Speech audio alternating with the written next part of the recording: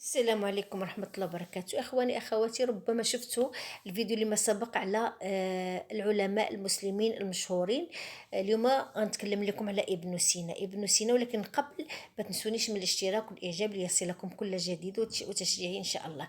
اليوم غنتكلم لكم على ابن سينا وهو أبو العالي الحسين بن عبد الله بن الحسن بن علي بن سينا البلخي، المعروف بابن سينا. عالم وطبيب مسلم اشتهر بالطب والفلسفة، اشتغل بهما، حيث ساهم بشكل كبير في مجال الطب والفلسفة وعلم الفلك وعلم الحيوان وفي النباتات أيضا. ولد في قرية أفشن بالقرب من بخارى في أوزبكستان حاليا، وأمه قروية. والده من مدينة بلخ في أفغانستان حاليا. سنة 370 هجرية 980 ميلادية، وتوفي في همدان اللي هي إيران حاليا سنة 467 هجرية 1037 ميلادية.